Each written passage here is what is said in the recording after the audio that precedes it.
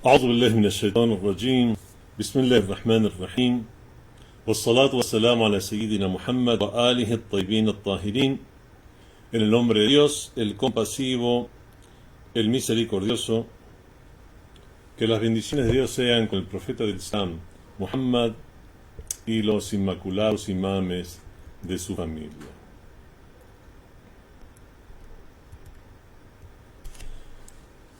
En esta nueva sesión donde estamos tratando el tema de la vida de los profetas desde la perspectiva del Sagrado Corán y enumerando las características en común de todos los profetas a lo largo de la historia, tenemos los que enumeramos como el principio número 10, que es el rechazo al culto a la personalidad.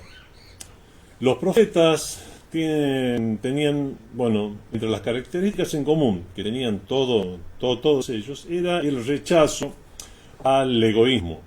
Ellos no convocaban hacia sí mismos.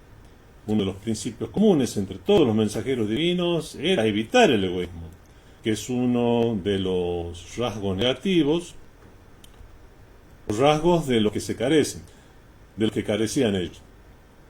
Bueno, tanto con respecto a Dios, al hacer los estudios de teología, como con respecto a los profetas, es una terminología que se usa en la teología, que es hablar de atributos positivos y atributos negativos. Atributos positivos son los atributos buenos de perfección que tiene Dios, por ejemplo. Y los atributos negativos no es que Dios tenga atributos negativos, tenga algo negativo Dios. Es una expresión para decir atributos de los que carece. O sea, Dios no es opresor. No es opresor. Eso es un atributo negativo en el sentido que Dios carece de ellos. Bueno, usando la misma terminología, en este caso para los profetas, podemos decir que el egoísmo es uno de los atributos negativos, en el sentido que es un rasgo del cual los profetas carecen. Bueno, Dios dice a este respecto que los profetas nunca han venido a convocar a las personas hacia ellos mismos. Ya vamos a ver las leyes del Corán que nos indicarían este tema. Porque el culto a las personas es en realidad culto a las pasiones mundanas. El culto al egoísmo, es un tema realmente, pero que debe ser tratado en unas clases que sean exclusivas de moral y de ética islámica, como aquella persona que cree no adorar a nada, ni a Dios, ni a ídolos, e incluso puede llegar a ufanarse de no adorar o hacer culto de las personas, pero en realidad lo que está haciendo es culto a sus propias pasiones, culto al egoísmo. Bueno, entonces a una persona que convoca hacia sí mismo, en realidad lo que está haciendo es culto a las pasiones mundanas. Es más, es una de las más destacadas guías prácticas de los profetas, orientaciones de los profetas que hemos visto en ellos en la práctica, es que se han alejado de cualquier tipo de culto a las pasiones mundanas. Bueno, las aleyas del Corán que ponen énfasis en este tema son como la siguiente, la que él dice: A'udhu billahi minash shaitanir rajim, bismillahir rahmanir rahim. ما كان لبشر أن يؤتيه الله الكتاب والحكم والنبوة ثم يقول للناس كونوا عبادا لي. Que no sucede. ما كان لبشر es una expresión en árabe que no corresponde, no es propio. Aquí en este caso significa que no sucede, es algo que no se va a dar. ما كان لبشر أن يؤتيه الله. No sucede que un hombre Dios le dé el kitab, la escritura revelada, al hukm, al juicio, y al nubuwa, que es la condición de profeta, el profetismo, y luego le diga a la gente: Kunu ibadan li, sed siervos míos, y no de Dios. Bueno, como dice la ley del Sagrado Corán, eso es algo que no se da, porque no es propio de los profetas, no es una de esas características. Recordemos que los profetas, uno de los principios que fueron escogidos, otro de los principios que habíamos visto es que se había tomado de ello un mithaqan ghalidha, un pacto fuerte, contundente, y es precisamente porque nunca iban a caer en algo por el estilo. Bueno, la causa de revelación de esta ley es la historia de Isa ibn Maryam, de Jesús, hijo de María, con él sea la paz, que él en ningún momento le dijo a las personas que lo tomaran a él como divinidad, sino que él siempre expresó su condición de siervo de Dios. Ayunaba. ¿A quién le ayunaba? Le ayunaba a Dios. ¿Qué más? Bueno, no esta no es una clase de teología. Pero si bien la causa de la revelación de esta ley, ya que los profetas no es propio de los profetas, a quien se le ha dado el kitab como nubuwa, la revelación, el juicio y la profecía, que le diga a la gente: sed siervos míos. Si bien la causa de la revelación de Sayyidina Isa alayhi salam se aplica a la personalidad jurídica de la misión y mensaje de todos los profetas, sobre que todos los profetas tienen una misma personalidad jurídica, ese era otro de los principios que ya habíamos tratado. Bueno, no es propio que los profetas se aprovechen de la influencia que tienen sus palabras y de su autoridad espiritual y llamen a las personas a que les adoren a ellos, porque eso sería atribuir algo incorrecto a Dios, sin atribuirle copartícipes a Dios, y adjudicar la sagrada esencia de Dios algo que Él no haya dicho. Y eso nos hablaría de un egoísmo desvirtuador de parte de los profetas, algo que no tiene lugar. Bueno, similar a esto son la siguiente ley que vamos a leer, que Dios en un formato de amenaza ha dicho al sello de los profetas, sí, el mismo Sayyidina Muhammad sallallahu alaihi wa alihi, le dice lo siguiente: dice acerca de él: وَلَوْ تَقَوَّلَ عَلَيْنَا بَعْضَ الْأَقَاوِيلِ, si nos hubiera atribuido algunos dichos, o sea, que no lo hubiéramos dicho, pero él nos hubiera atribuido, وَلَوْ تَقَوَّلَ عَلَيْنَا بَعْضَ الْأَقَاوِيلِ لَأَخَذْنَا مِنْهُ بِالْيَمِينِ, lo hubiéramos tomado de la diestra. ثُمَّ لَقَطَعْنَا مِنْهُ الْوَتِينِ, luego le habríamos seccionado la aorta. El watín es la vena aorta. فَمَا مِنْكُمْ مِنْ أَحَدٍ عَنْهُ حَاجِزِينَ, y ninguno de vosotros, مَا مِنْكُمْ أَحَدٍ, ninguno de vosotros, عَنْهُ حَاجِزِينَ, lo habría podido impedir que hiciéramos eso. وَإِنَّهُ لَتَذْكِرَةٌ لِلْمُتَّقِينَ, eso sí, eso es un recuerdo para los muttaqin, los que son temerosos de Dios, los que actúan con piedad. Ya hemos dicho y ya hemos visto en otras leyes del Sagrado Corán que a veces Allah subhanahu wa ta'ala pone ejemplos de algo que no va a tener lugar, pero suponerlo imposible no es imposible y nos sirve para tomar una enseñanza. Bueno, Allah subhanahu wa ta'ala dice: si Él nos hubiera atribuido algo impropio y lo fraguara, lo dejaríamos imposibilitado y cortaríamos su vena principal, la aorta.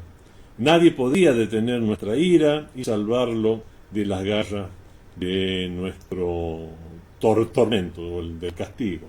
Bueno, esto es una señal esto es uno de los corolarios del fuerte pacto, del mithaq ghalidha, porque cuando uno alcanza una posición influyente en la sociedad, no sea sencillo su castigo si comete traspiés. Y eso hace, porque el traspiés, en este caso el profeta, eso hace que otros también se tropecen. Es por eso que se dice, zillatul alim, zillatul alam. Se dice que el desliz del sabio es un desliz para todo el mundo.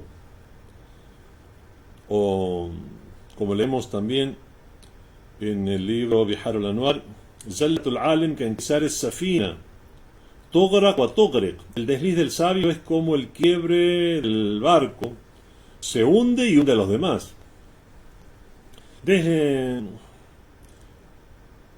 el desliz, en este caso el traspié que puede llegar a cometer, que puede llegar a ser objeto, ser protagonista del mundo, es como cuando un barco, cuando el desliz que comete, en este caso el sabio, que es como cuando un barco se hunde a sí mismo y mientras se hunde a sí mismo, hunde a los demás. Bueno, el sabio que se hunde a sí mismo, hunde también a otros. También se ha dicho, otros, o sea, la gente en común, la gente en general, se encuentra a una distancia del infierno. Pero el sabio es uno que se mueve en el borde del infierno. De modo que con cualquier desliz, con cualquier traspié, va a caerse en el fuego. Y eso se debe a que los sabios religiosos tienen un compromiso especial. Y ya que su desliz lo que haría es preparar el terreno para la destrucción de la sociedad. Se ha narrado del profeta de Islam, sallallahu alaihi wa alihi, que la bendición y la paz sean con él y con su descendencia, que todo conocimiento conforma un suplicio para el sabio, a menos que lo ponga en práctica. O sea, si el sabio tiene un conocimiento y no lo pone en práctica, tiene una responsabilidad muy grande, por lo cual puede llegar a ser juzgado por eso. A diferencia de la gente común. En los textos religiosos, bueno, por un lado se menciona que los ángeles del cielo y las aves del espacio y los peces que están en el mar piden perdón por el sabio. Pero por otro, eso es el tenor de algunos hadices. Y por otro lado, también se menciona hadices en las narraciones, en los textos religiosos, que el sabio está al borde de un gran peligro. O sea, ese mismo sabio, tan alabado por el hecho de ser sabio, se encuentra al borde de un gran peligro. Y eso porque el sabio o sus opiniones afectan a los demás. Bueno, siguiendo la misma idea, es que por eso mismo que se tomó ese fuerte pacto, Mithaqan Ghaliza, de los profetas. Ningún profeta tiene el poder de falsificar nada en nombre de Dios. No debe hacer esto un profeta. Y Allah subhanahu wa ta'ala eligió a las personas que no van a hacer esto. Porque si lo hiciera, tal falsificación después de la aceptación popular, eso dispondría el terreno para que tal falsedad pudiera influenciar en otros, influir en otros, pudiera difundirse entre la gente. Y eso es algo que ocurriría si lo hace un profeta o cuando lo hace un sabio. Cosa que no ocurre cuando hace una persona común. Una persona común inventa una mentira, puede influenciar a unos cuantos a lo mejor, pero esa no goza sus palabras de la aceptación de los profetas o de la acreditación que tienen las personas reconocidas como sabios por sus pares o por diferentes medios. Algunas comunidades que se han visto envueltas en creencias, si bien tienen un origen y pues son consideradas monoteístas según el Sagrado Corán, son llamados gente del libro, algunas de estas comunidades, no las religiones, las personas, algunas de estas comunidades se han visto envueltas en creencias como la Trinidad, como existe en el cristianismo hoy en día, o creencias como el dualismo, como existe entre los zoroastrianos. Y han considerado algunos a Jesús hijo de Dios, algunas comunidades judíos han considerado a Uzair, a Ezra como un hijo de Dios.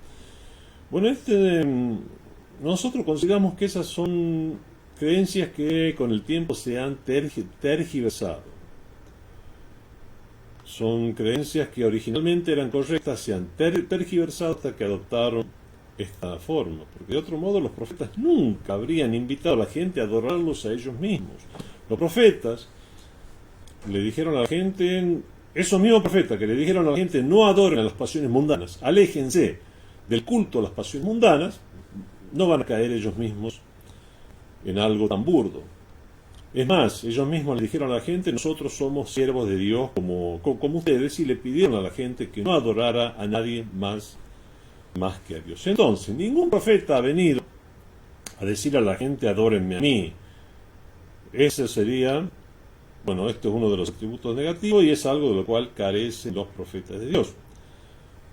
siendo eso una de las implicancias nulas o ausentes de la profecía general, la nubuwa al-amma, que es lo que estamos estudiando en estos momentos. Y eso es así porque la realidad del monoteísmo es la negación de cualquier otra deidad que no sea Dios. Dice Allah subhanahu wa ta'ala, Dios en el Sagrado Corán, وَلَا يَأْمُرَكُمْ أَن تَتَّخِذُوا الْمَلَائِكَةَ وَالنَّبِيِّينَ, la sura número 3, aleya número 80. Bueno, Dios nunca ordenó. Su cosmovisión, las ideas que transmiten deben ser tan vastas que consideran que cada cosa finita la idea o cosmovisión de un profeta debe ser tan vasta que deben considerar que cada cosa finita es una criatura del Dios infinito, y eso es lo que esa creencia que ellos deben tener, deben trasladarla a los demás. Toda cosa es finita, incluso ellos mismos, los profetas, los ángeles, y todos son una criatura del Dios infinito. Y por lo tanto deben presentarse de esa manera para que la gente no se vean impresionados por el porte reverencial de los profetas cuando hacen milagros, ¿qué más? Y su condición de luminarias reformadores de la humanidad, lo cual puede hacer que fácilmente la gente caiga en el endiosamiento de las personas. Las personas no deben verse impresionadas por personas finitas y no deben sacarlos de la condición de siervos de Dios, llevándolos a la posición de divinidad, sino que deben considerar a los profetas como siervo de Dios, tal como uno mismo es.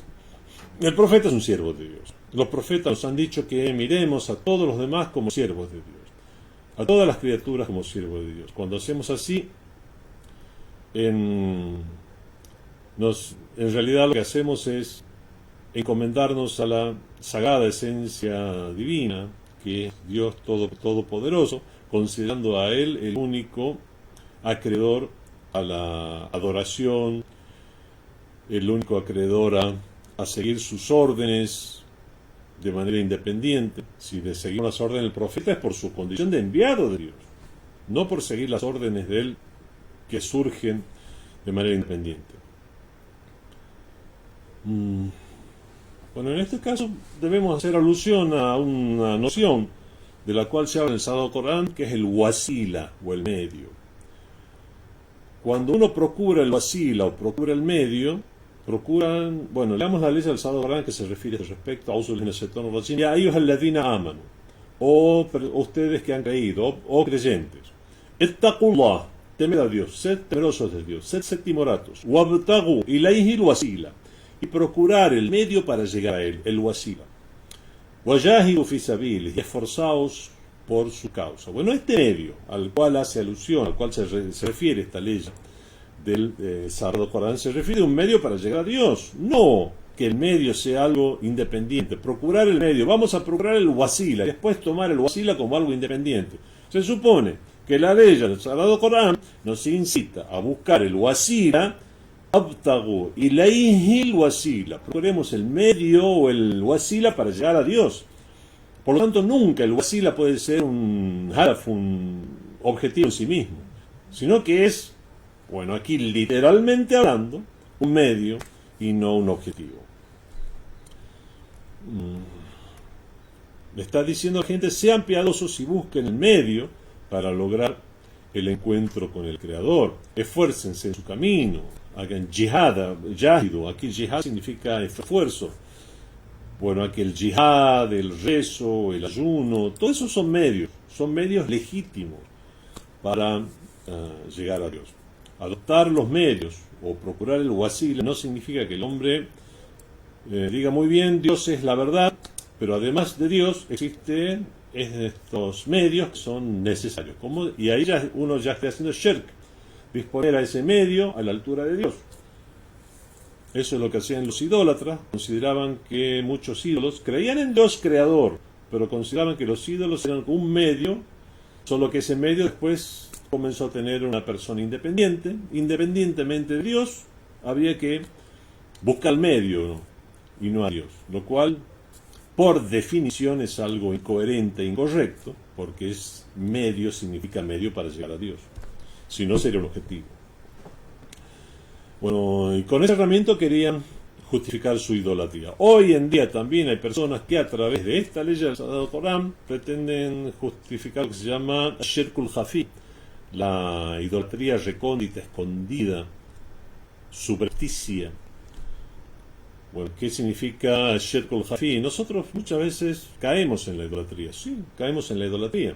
En lugar de que nos interese Dios, la opinión de Dios, nos interesa más la opinión de las personas. Eso es caer en una especie de idolatría. Tal vez no con un ritual formal donde adoramos a algo fuera de Dios, pero sí, al tener en cuenta más la opinión de otros que la opinión de Dios, en realidad estamos poniendo a otros o al nivel de Dios, lo cual sería idolatría, o tomando esa opinión y descartando totalmente la de Dios, lo cual sería kufr, lo cual sería incredulidad. Bueno, esto ya estamos hablando ya de planos místicos, espirituales, gnósticos, relacionados a la moral y no a la teología. Pero para no caer ni siquiera en eso, no hay que confundir lo que es el wasila o lo que es el medio, tomándolo como un objetivo. Entonces no se puede usar esta ley para demostrar algo que es dudoso, que sea un medio. Por ejemplo, ¿por qué se le considera a tal persona sobre cual no hay ningún aval? Por ejemplo, Ahlul Bayt, alayhimus salam, los imames de Ahlul Bayt tienen el aval del profeta de Islam. En las fuentes shias, bueno, ¿para qué? Incluso en fuentes no shias, fuentes sunnis, existe un tremendo aval para Ahlul Bayt. Bueno, pero hay grupos que pueden llegar a considerar que fulano de tal no tiene ningún aval, incluso muchas de sus prácticas son prácticas hasta un poco extrañas a lo que es la normalidad del Islam, y sus seguidores pueden considerar que sí, el respeto que de él tenemos es porque es un wasila o un medio para llegar a Dios.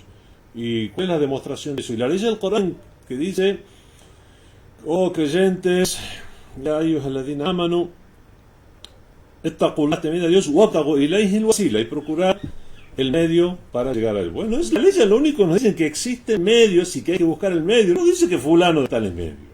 No se puede usar una ley general para probar o para demostrar algo que tiene que ver con el tema en particular. Eso es un despropósito y es incorrecto valerse de un axioma general para resolver un cuestionamiento acerca de un caso de aplicación de esa ley general. Bueno, esto ya estamos entrando en un terreno más de lógica y filosofía, pero en general la idea es esa.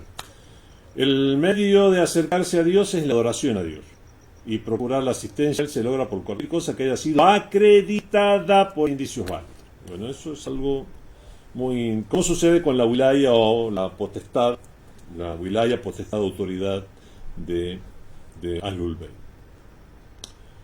Las discusiones teológicas, los estudios,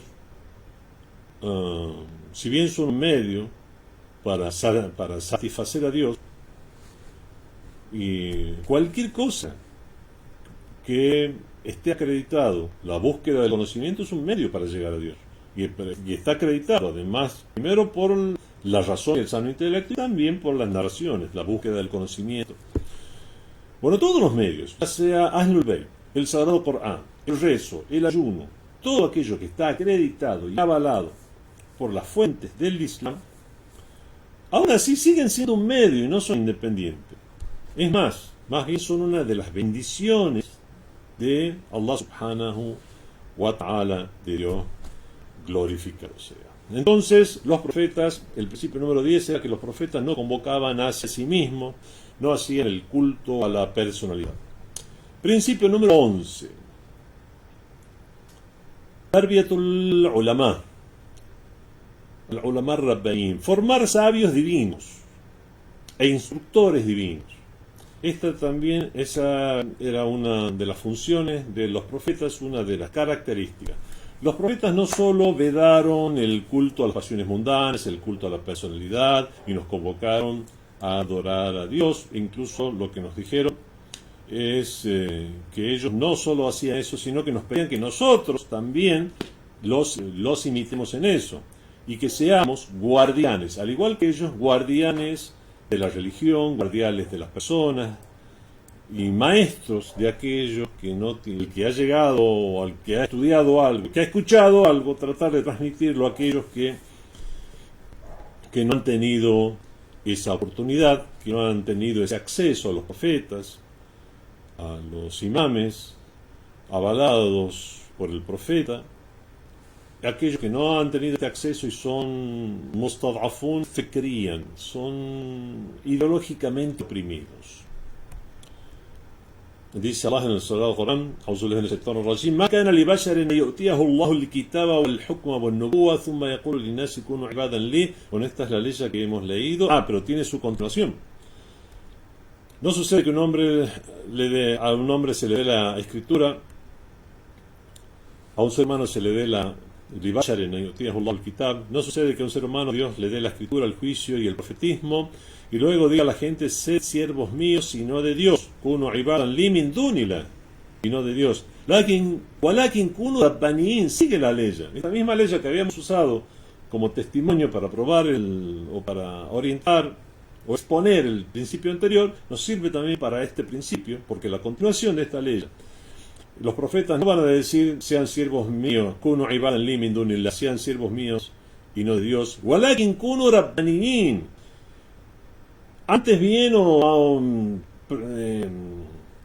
lakin, sino sed sabios doctos, kunu rabbaniyin, bima kuntum tu'allimuna al-kitaba wa bima kuntum tadrusun. Sed sabios doctos, puesto que enseñáis la escritura y la estudiáis, o en base a que enseñáis la escritura y la estudiáis. Allah subhanahu wa ta'ala le pide a la gente que tiene las oportunidades a través de los profetas que se conviertan en ulama rabbaniyin, sabios divinos, sabios doctos en las ciencias divinas. Entonces, la tarea de los profetas no era solo formar discípulos, era formar sabios, formar maestros, porque al fin y al cabo son los que iban a quedar después que ya no estén los profetas. Les decían a sus seguidores que vayan mucho más allá del nivel de aprender las ciencias, sino vayan al nivel de saber enseñarlas, sean tanto sabios y maestros, como para que de esa manera sigan a los profetas, tanto en lo que hace al aprendizaje, a aprender de ellos, como a enseñar lo que ellos, de lo que ellos aprendieron, de lo que de ellos aprendieron. Bueno, la única diferencia entonces entre el profeta y estas personas que se han instruido hasta este punto es que el profeta aprende de Dios sin intermediarios, en tanto que estos sabios aprenden las ciencias divinas a través del profeta. Por supuesto, los profetas tienen el privilegio y la excelencia, así como la infalibilidad. Bueno, subtema, características aquí de los ulama rabbanín, características de los sabios divinos. Subtema porque toca este tema general, si bien no es una característica de los profetas, como es el tema de nuestra clase, sí tiene mucho que ver con este principio. Quien es un buen mudabbir, o sea, un administrador, organizador, planeador y guía para la sociedad, y además tiene una conexión con Dios en diferentes grados. Ya hemos hablado que cada una de las personas tiene diferentes grados en su grado existencial, y en base a ese grado existencial también puede llegar a tener una conexión con lo divino. Cada una de las personas, quien es un buen mudabbir, quien es un buen ordenador, organizador, planeador, y además tiene esa conexión con Dios, y es un sabio que se ha instruido en la religión, debe tener las siguientes características. Primero, las características las podemos llegar a intuir, porque obviamente ellos tienen que seguir a los profetas, por lo tanto muchas de sus características serán similares a los profetas. Los profetas vinieron a enseñarles a ellos que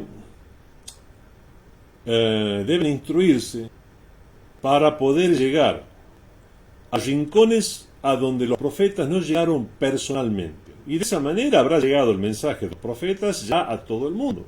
Es a través precisamente de de las personas que se han instruido, para que puedan llegar a los rincones de las sociedades que no tienen acceso a centros académicos para el estudio sistemático de la religión. Si bien el ejemplo perfecto que ha alcanzado la cima de la perfección, que ha llegado el grado existencial total para ser un alim rabbani o ulama rabbaniin, son los imames de Ahlul Bayt. Es más, cuando se dice ulama rabbaniin de forma general, con todo el elogio posible en los hadices y los textos, se refiere a los imames de Ahlul Bayt, según los postulados de la escuela Shia. Si bien ellos son el ejemplo más completo de ulama rabbaniin, los sabios, aquellos que se han instruido y han llegado a ser reconocidos como sabios y siguen el camino del imamato, de la wilaya, de sus imames, de los profetas, siguen el camino de los profetas, pueden también llegar a ser llamados ulama rabbani. Por lo tanto, las características que tienen deben ser similares a las de los profetas: conocer el libro, el kitab o el hikmah, conocer, o por lo menos tratar de aprender y de conocer y desempeñarse o valerse o actuar en base a la sabiduría de los profetas, y también imitar a los profetas, y ahí ya podrán tener una parte de lo que es al-nubuwa, por lo menos seguir a aquellos que tienen la nubuwa. Por lo tanto, una de las características para ser sabios es que tienen que instruirse. Por lo tanto, los discípulos de los profetas tenían el deber de estudiar su forma de vida, para no solamente transmitir frases que han escuchado de los profetas o que han leído acerca de los profetas, sino que conocer su vida para saber en qué contexto están pronunciadas las diferentes frases. Una vez una persona le dijo al imam Ali ibn Abi Talib alayhi salam: tú no sigues la sunna del profeta, tú no sigues la tradición del profeta. El imam Ali no va a seguir la sunna del profeta. Dijo el profeta del Islam: Ana Madinatul Ilm wa Aliyun babuha, yo soy la ciudad del saber y Ali es su puerta. Aqdakum Ali, el que más sabe de juicios es Ali. Bueno, tantos dicen. Esta persona le dijo: tú no sigues la sunna del profeta. Dijo: bueno, ¿por qué? Porque el profeta saludaba a las jovencitas, o sea, la saludaba de palabra. Por ejemplo, veía ese salamu aleikum. En cambio, tú mira, si hay una mujer joven, miras para otro lado. No estás siguiendo la sunna del profeta. Y Imam Ali le dijo: cuando tú viste al profeta hacer eso, él tenía 63 años. Yo ahora tengo 33 para estar saludando a todas las jovencitas. Bueno, hay que aplicar la sunna del profeta según el contexto. Esa es la verdadera sunna y es la verdadera forma de aplicar, y no simplemente transmitir frases de manera ciega. Es por eso que para ser un ulama de los ulama rabbaniin, un alim rabbani, un sabio docto en la ciencia de religión, sabio divino, se debe estudiar no solamente los dichos, sino también los hechos y las aprobaciones tácitas del profeta, y eso es lo que conforma la sunna. Los discípulos de los profetas, y en este caso también aquel que quiere llegar a instruirse y de esta manera solucionar sus propios problemas, o usar algo de la religión para solucionar sus problemas o aquello que sea de su interés, de grupo, de familia, etc., sino que debe pensar en guiar a los otros, el espíritu de sacrificio. ¿Qué más? Y poner por sobre todo a su religión, a sus valores, por encima de sus personas. Bueno, terminamos con este principio y ya se nos ha terminado el tiempo. Wassalamu alaikum wa rahmatullahi wa barakatuh.